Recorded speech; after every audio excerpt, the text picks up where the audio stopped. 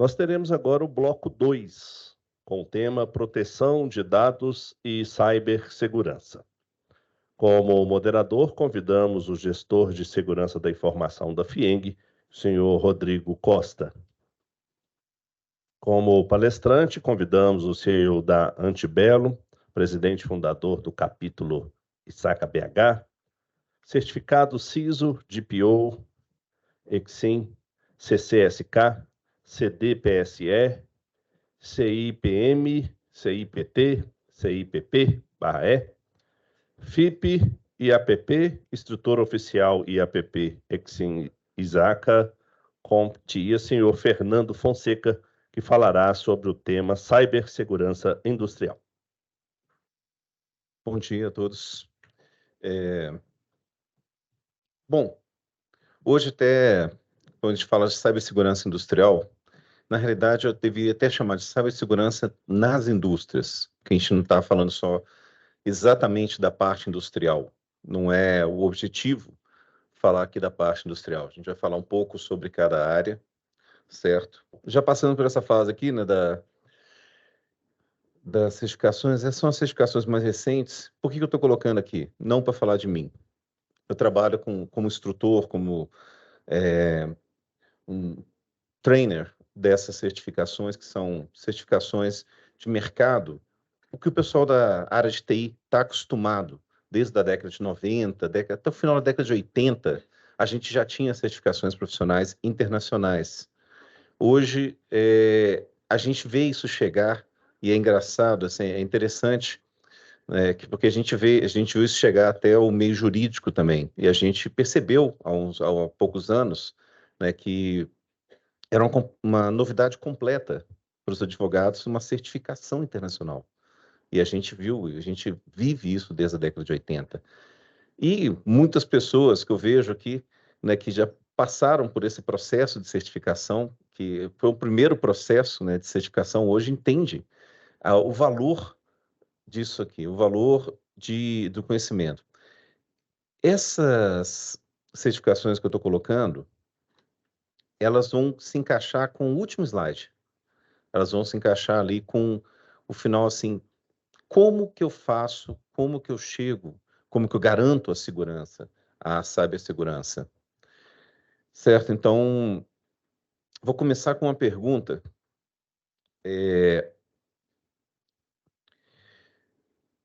O que significa, o que a LGPD quer das empresas? O que as leis de privacidade e proteção de dados? Eu acho interessante, né? Até eu falo muito, interessante que a gente pensa muito em privacidade, mas a lei é a Lei Geral de Proteção de Dados. Então, a gente fala assim, a gente tem uma divisão, a gente tem você não tem privacidade sem proteção de dados. Você não consegue. Não adianta você definir uma privacidade, você vai lá no Facebook e fala, eu quero que essa foto minha seja vista somente pela minha família. Mas, no entanto, ela vai para todo mundo, porque o dado não foi protegido. Então, se você define sua meta de privacidade, mas você não tem um sistema eficiente de proteção de dados, você não tem privacidade. Então, por isso que as leis, ninguém me falou isso oficialmente, mas a minha visão da próprio RGPD, né, vamos lá, do GDPR, né, Regulamento Geral de Proteção de Dados, as leis trazem muito isso, a proteção de dados. E a proteção de dados é uma coisa que eu passei um slide, que no slide anterior é uma coisa que a gente está trabalhando, que eu tenho trabalhado desde o século passado, literalmente, né? Desde a década de 90. Eu falo do milênio passado. É uma coisa que é uma disciplina que existe há muito tempo. Como foi anunciado, eu sou o fundador do ISACA, do capítulo do ISACA de Belo Horizonte, que é uma associação que tem 50 anos. Há 50 anos se fala em proteção de dados, há 50 anos se fala nos Estados Unidos em fazer a coisa certa, da forma certa. Então, o que a LGPD pede para a gente? Fazer a coisa certa, da forma certa. Basicamente é isso. A gente não tem muito... A gente tem algumas exigências, algumas coisas que simplesmente nos colocam como tratar o dado da forma correta. Então, eu gostei muito da fala, né, do professor Matheus, nosso vice-governador, e, inclusive, o Bernardo agora emendou também. Acho que todo mundo se espelhou um pouco, todo mundo deu uma sequência a isso, né? Por que as empresas devem fazer a coisa certa? As empresas precisam fazer por compliance, por medo de multa, ou elas devem fazer isso porque é a forma certa, porque é uma vantagem competitiva, porque é uma questão de sobrevivência, né? Quando a gente abriu, eu falei, hoje é uma questão de sobrevivência. Então a gente tem que fazer. O que a lei pede não é muito. Na hora que a gente fala assim, poxa, é muita coisa para adequar, é porque a gente estava fazendo isso muito errado. Isso pode não soar bonito aos ouvidos de muitos, mas a gente, por muito tempo, fez a coisa da forma errada. A gente só está ajustando. A gente está entrando num padrão internacional. A gente está entrando no que a Europa também está se ajustando, os Estados Unidos estão ajustando. Não vou colocar assim, o Brasil, porque é o Brasil, porque é o Brasil. Não, o mundo inteiro tem feito isso da forma errada. A gente tem vazamentos. E quando eu digo fazer da forma errada, é não proteger adequadamente. E nós vamos ver isso aqui agora. Bom, primeiro aqui, vamos falar a questão da indústria. Não acabei entrando. A gente tem. Qual que é a diferença de OT, ou tecnologia de automação, em português, para TI, ou IT? A gente, dentro de uma indústria, tem vários sensores, várias máquinas que trabalham 24/7, que são completamente assim, um processo automatizado, que é chamado ali de OT, que tem lá sensores, PLC, escada, que são coisas específicas da indústria, que tem um protocolo específico, tem um funcionamento específico, tem uma dinâmica específica. Mas eles, hoje, indústria 4.0, esses caras alimentam sistemas que estão na TI, que estão conectados na internet, que são sistemas que na ponta da pirâmide lá que você vê, né, o sistema de gerenciamento e sistemas de ERP. Então, nós temos dados indo da fábrica para os sistemas de gestão. E tem essa conversa entre aquele sistema crítico, que tem um braço mecânico, que tem uma esteira, que tem um forno, aquele sistema crítico que qualquer coisa gera um prejuízo de milhões. Esse cara está conectado com a área de TI, que está conectada com o mundo. Então, se tudo tivesse bem e nós não tivéssemos influência externa, já seria um sistema supercrítico. Mas nós ainda temos a influência externa. Então, vamos aqui. E o que nós temos dentro desse cenário? Ali onde o digitou TI, tem a ISA 62443, que na BNT nós estamos trabalhando para transformar em ISO 62443. A ISA é uma associação que também nós estamos aí criando um capítulo em Belo Horizonte, que é uma associação para a segurança dentro da automação das indústrias, que tem, e não tem 50 anos igual a Isaac, tem 80. 80 anos que se fala nisso. Então, ela tem, né, tinha o ISA 15 e tem a norma, o conjunto, né, de normas 62443, que trata de toda essa questão de... É como se fosse uma ISO 27002 focada, para quem conhece 27002, para automação. Tem a TISAX, da Volkswagen, que é um quê? É uma outra norma focada em sigilo, segredo de projetos. Mas, pelo lado da TI, nós temos diversas obrigações. A família 27000, o NIST Cybersecurity, o COBIT, Syscontros, o ASP. E desculpe, falei errado, não obrigações. Nós temos ferramentas. As pessoas veem, às vezes, a coisa como obrigações, mas a gente tem que entender que isso são ferramentas. Ferramentas que vão nos ajudar a cumprir os nossos objetivos, a fazer a coisa certa. Agora, Fernando, você está falando que todo mundo faz a coisa errada? Não, a gente simplesmente não conhece a coisa certa. Digamos assim, a gente não tem. Acho que as empresas passaram muito tempo, a gente sem ameaças, sem regulamentação, sem legislação. Digo no Brasil, sem ameaças. No Brasil, a gente vai ver que essas ameaças existem há muito tempo, né? Sem muitas ameaças, sem muitas coisas. A gente passou um tempo assim de uma bonança, um tempo igual quando eu era criança, que não tinha porteiro eletrônico, não tinha porteiro físico, não tinha nada. A gente jogava bola na rua. saía de casa com 8 anos de idade, ficava 5, 6 horas fora e voltava. Então a gente não tinha um ambiente muito menos perigoso. Hoje nós temos armas. Stuxnet, por incrível que pareça, hoje a gente fala, o que é o risco hoje? Hoje a gente vai falar aqui da China, da Rússia, mas quem soltou a primeira arma tecnológica? Estados Unidos. Então, o Stuxnet, ele foi dito a primeira arma de código, feito em 2010. Foi uma das poucas coisas que o Bush passou pessoalmente para o Obama, falou assim, olha, esse projeto aqui é um projeto mais delicado que nós temos, que era o quê? Destruir as centrífugas do projeto nuclear do Irã. Foi a primeira arma de código. O que essa arma fez?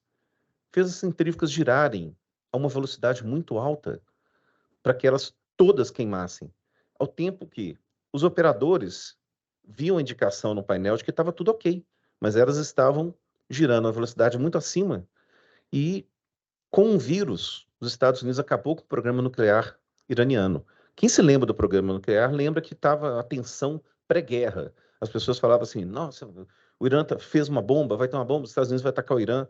Era uma tensão pré-guerra. Os Estados Unidos acabou com isso tudo simplesmente com um vírus. Então, quando a gente fala de cibersegurança, é muito, mas é muito mais importante do que a gente pensa assim. A gente tem hoje um ambiente de cibersegurança que realmente esse livro conta essa história e outras histórias que eu estou mostrando, que ela fala sobre o quê? Uma era de guerra cibernética dos hackers mais perigosos do Kremlin. Sim, do Kremlin. São hackers de um órgão chamado GRU, que é mais antigo que a KGB. Acho que tem mais de 100 anos o GRU na Rússia. E esse órgão, ele tem ali os seus hackers, ele tem um exército de hackers que o hobby preferido deles é atacar quem? Ucrânia. Já tem mais de 10 anos, a gente tem visto guerra na Ucrânia há um ano, mas tem mais de 10 anos que a Ucrânia tem sofrido ataques constantes em relação à sua infraestrutura. Blackouts, perdas gigantescas. Então, a Rússia está atacando ciberneticamente a Ucrânia há mais de 10 anos. E, tudo bem, fala assim, não nega, a Rússia não afirma, mas todos os pesquisadores, inclusive esse livro, diz isso. Outra coisa, aí você tem outro grupo, Cyberdragon. O que eu estou querendo contextualizar aqui, gente, é que nós estamos no meio de uma coisa muito importante, nós estamos no meio de uma guerra cibernética.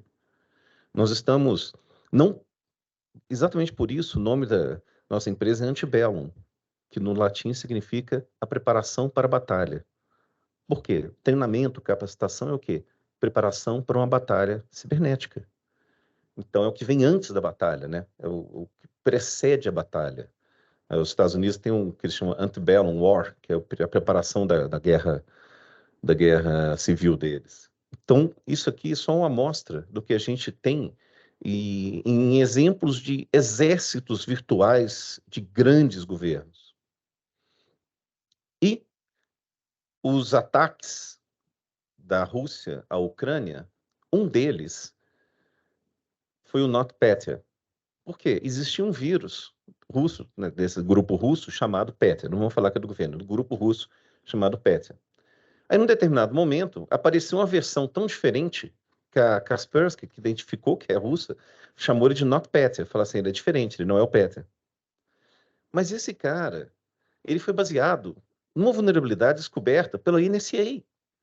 Olha que coisa mais maluca, que é a National Security Agency, que eles descobriram a vulnerabilidade do Windows, e eles entravam nas máquinas remotamente, controlavam as máquinas, aí a National Security Agency foi hackeada, roubaram a ferramenta, roubaram a arma da NSA, e os russos, com essa arma roubada dos americanos, atacaram a Ucrânia. Tudo em código, gente, tudo online, tudo via internet. O Eternal Blue, essa arma da NSA, Eternal Blue, que é a mesma que foi usada num vírus chamado WannaCry, que talvez alguém tenha tido contato com esse vírus. Um ransomware, WannaCry, que se espalhou rapidamente pelo mundo. Um belo dia, todo mundo acordou falando de WannaCry nas listas de discussões, todo mundo desligando os computadores por causa disso. Isso foi um ataque feito a um sistema que rodava de contabilidade, que rodava na Ucrânia. Mas muitas empresas multinacionais tinham uma base na Ucrânia. O que aconteceu com isso? Prejuízos, 300 milhões, 400 milhões da FedEx. A Zurich não pagou ali um seguro de 100 milhões para essa empresa, né? Mondelez International. Né? Então, isso tudo vazou para o mundo. Esse ataque cibernético, ele vazou. Ele é como se fosse uma guerra biológica, é difícil de conter. Você solta um vírus de computador, é difícil de conter. Bom, para isso nós temos normas de definição de risco que geram o quê? Controles. E estes controles são o que evitam que as nossas empresas sejam atacadas, ou que pelo menos tentam evitar. Mas entende, o negócio está muito acima está muito além da conformidade, está muito além. O problema é que nós temos segurança da informação, temos cybersecurity, não dá para entrar no detalhe nisso, nesses poucos minutos, né? A diferença.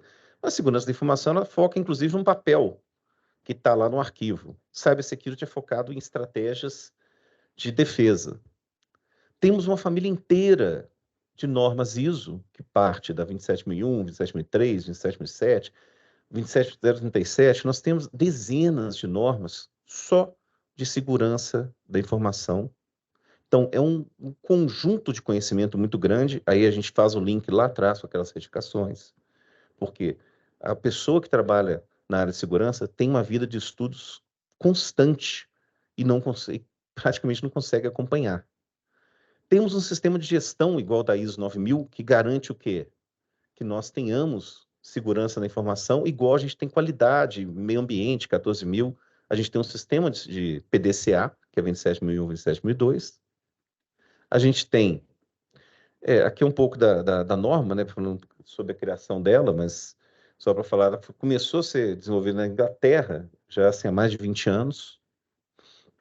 Elas são focadas em a gente ter efetivamente um sistema de gestão e controles eficazes. A diferença, como eu falei, das normas de segurança da informação, como a 27001, e de cybersecurity, como a 27082, é o foco. O foco de cybersecurity é um ataque, uma defesa, tal. A segurança, ela envolve, inclusive, o seu funcionário, por um acidente, fazer alguma coisa. Cibersegurança é um pouco mais focada em defesa cibernética mesmo. E temos aqui o NIST, Cybersecurity, que é um outro framework que eu falei ali, que ele foca em quê? Identificar, proteger, detectar, responder a um ataque e recuperar. Um incidente, no caso, né? Então, nós temos, o que eu quis colocar nesse pouco tempo, é que nós temos ferramentas diversas para fazer bem feito. O que precisa ser feito no primeiro momento? A gente precisa entender o que precisa ser feito. No segundo momento, a gente precisa saber escolher, saber selecionar o profissional. O problema é esse. 6 entre 10 pessoas, aqui uma pesquisa da ISACA, que é a associação que eu falei com vocês, que há 50 anos lida com isso, 6 entre 10 gestores não acreditam que suas equipes podem lidar com qualquer coisa que seja superior a um incidente simples de cybersecurity. Ou seja, aquela história, faltam profissionais e não é rápido. Você não faz um profissional de cibersegurança, porque primeiro você tem que entender como é que a coisa funciona para entender como é que ela funciona segura. Então, 6 meses, 27% das empresas dizem que levam 6 meses para repor uma vaga de cybersecurity. E isso é de 2019, tá? Pré-Covid. Depois da Covid, que tudo aumentou, que todo o uso de internet, remota, tudo isso aumentou muito, pode ter certeza que faltam muito mais profissionais ainda. Aqui uma resposta também. As empresas, 28% falando que é 6 meses, 26% falam que levam 3 meses para repor, 9% nunca conseguiram repor, 17% falam 2 meses, menos de 2 semanas deve ser o quê? Microsoft, AWS, aquelas empresas que todo mundo quer ir. aquelas empresas que todo mundo quer trabalhar. Fala assim, vamos lá trabalhar no Vale do Silício, vamos lá trabalhar na Google, na Microsoft. Então, isso é... Bom, deixar meu contato aqui, só para a gente já tá com o tempo esgotado. E no final, o que que eu condensei aqui em 20 minutos? Nós temos uma demanda latente, nós precisamos entender para que a empresa, assim, nós precisamos entender como fazer a coisa certa. Nós temos ferramentas há décadas criadas para isso. Ferramentas que eu digo, normas, padrões, frameworks, tudo pronto para que a gente possa efetivamente fazer a coisa certa. Nós precisamos de pessoas competentes para isso, ou seja, está na hora de a gente investir nisso e isso fecha o ciclo. Basta o quê? Procurar pessoas certas, ferramentas certas para fazer a coisa certa. E nada do que se pede, nada do que a LGPD pede é mais do que fazer a coisa certa. A gente dá segurança para os dados e dá privacidade para os dados.